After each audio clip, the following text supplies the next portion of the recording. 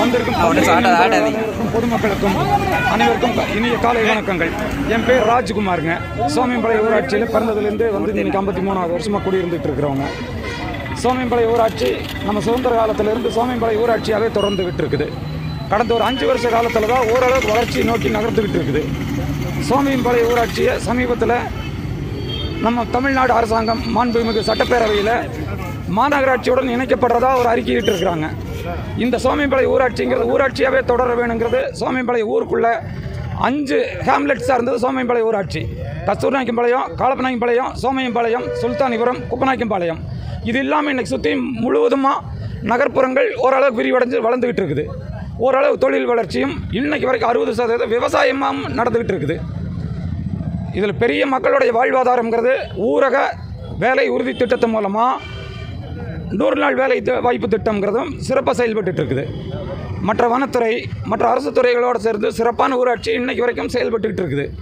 இந்த சூழ்நிலையில் சோமியம்பாளையத்தினுடைய 5 குக்கிராமங்கள்லேயும் தனித்தனியாக நடந்த ஊர் கூட்டம் நடக்கக்கூடிய அந்த அமைப்பில் ஒவ்வொரு நாளும் கடந்த வாரத்துகளில் ஒவ்வொரு ஊர்லேயும் நடந்த ஊர்க்கூட்டங்களில் சோமியம்பாளையம் ஊராட்சிங்கிறது மாநகராட்சியோட இணைய விருப்பம் இல்லை, சோமியம்பாளையம் ஊராட்சியாகவே தொடரட்டும்ங்கிறது சோமியம்பாளையத்தினோட 5 குக்கிராம மக்களுடைய ஏகோபித்த ஒருமித்த முடிவு.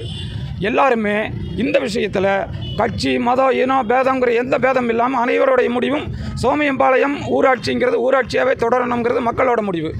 அது சம்பந்தமாக முடிவெடுத்து இன்றைய நாள், அதாவது இன்னைக்கு தேதியில் மாண்புமிகு மாவட்ட ஆட்சித்தலைவர் அவர்களிடத்தில் சோமியம்பாளையம் ஊராட்சியை மாநகராட்சியோடு இணைக்கக்கூடாது, சோமியம்பாளையம் ஊராட்சியாகவே தொடரணும்னு மரியாதைக்குரிய விதத்தில் கேட்டுக்கிட்டு, ஒன்று மக்கள் மெயின் சோமியம்பாளையம் ஊராட்சிங்கிறது ஊராட்சியாக தொடர்ந்ததுன்னா ஊருக்குள்ளே எடுக்கக்கூடிய சகல வளர்ச்சி பணிகளும் எங்களை சார்ந்தது.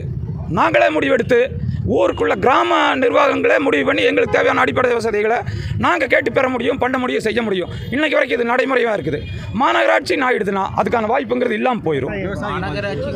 ரெண்டாவது 60% விவசாயம் சார்ந்த பணிகள் சோமியம்பாளையம் ஊராட்சியில் இருக்குது. ரெண்டாவது எல்லாத்துக்கும் மேலே சரிபாதி மக்கள் சோமியம்பாளையத்தில் இருக்கக்கூடிய மக்கள் தொகை சற்றேறக்குறைய 30,000 பேர். 30,000 பேரில் 15,000 பேர் வறுமை கோட்டுக்கு சமீபத்திலும் அல்லது கீழ்மட்டத்திலும் இருக்கிறவங்க. பெரும்பாலான மக்கள் தேசிய ஊரக வேலை உறுதி திட்டத்தில் 100 நாள் வேலை, மகாத்மா காந்தி தேசிய ஊரக வேலை திட்டத்தில் பயன்பெற்றுக்கிட்டு இருக்கிறாங்க. மாநகராட்சியின் அறிவிப்பு வந்ததுன்னா சராசரியாக 300 பேர் 365 நாளும், அதாவது மொத்த மக்கள் 2,500 2,600 பேர் பதிவு பண்ணியிருக்காங்க. இதில் சராசரியாக 300 பேர் 100 நாள் வேலைங்கிறத பகிர்ந்தளித்து வருடம் முழுவதும் இன்னைக்கு வரைக்கும் எத்தனை ஊராட்சிகள் நடக்குதுன்னு தெரியல. சோமியம்பாளையம் ஊராட்சியில் இன்னைக்கு வரைக்கும் நடந்துகிட்டு இருக்குது. விவசாய நிலங்கள் 60%. மொத்த சோமியம்பாளையம் ஊராட்சிங்கிறது சற்றேறக்குறைய 4,000 ஏக்கர், அதாவது 1,300 ஹெக்டேர் பரப்பளவு உள்ள ஏரியா. 5 ஹேம்லெட்லையும் விவசாயம் இன்னைக்கு வரைக்கும் இருந்துகிட்டு தான் இருக்குதுங்க. விவசாயம் சிறப்பாக நடந்துகிட்டு தான் இருக்குது. மாநகராட்சி கூட உங்களுக்கு பேருந்து வசதி இருக்கு. அந்த பேருந்து வசதி எங்களுக்கு இன்னைக்கு தேவையான அளவுக்கு தமிழ்நாடு அரசால் செய்யப்பட்டு கொடுத்துருக்குது. இருக்குது சிற்சில குறைகள் இருக்கத்தான் செய்யுது. ஆனால் இதெல்லாம் நிவர்த்தி செய்யக்கூடிய குறைகள் தான். கஸ்தூர்நாயக்கம்பாளையம் பேருந்து வசதி கொஞ்சம் பற்றாக்குறை தான். மாநகராட்சி ஒட்டுன பகுதியாகவே இருந்தாலும் கூட எல்லாத்துக்கும் மேலே 10 வருஷத்துக்கு முன்னாடி இணைச்ச கவுண்டம்பாளையம் துடியலூர் வடவள்ளியும் எங்கள் ஊராட்சி ஒட்டுன பகுதிகள் 10 வருஷத்துக்குள்ள அந்த பகுதியினோட வளர்ச்சியில் என்னென்னு பார்த்தா வரி உயர்வுங்கிற தவிர வேறு எதுவுமே இல்லை.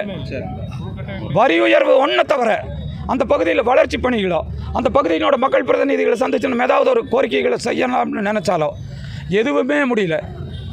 இணைந்த நண்பர்கள் நிறைய அந்த பகுதியில் இருக்கிறவங்களுடைய கருத்துக்களையும் கேட்டுக்கிட்டு தான் சொல்கிறோம். மாநகராட்சிங்கிறது எங்களுக்கு வேண்டாம், ஊராட்சியை தொடரட்டும்ங்கிறது எங்களோட ஒருமித்த ஏகோபித்த முடிவு. இதுதானுங்க எங்கள் முடிவு. இது சம்பந்தமாக ராஜ்குமார்.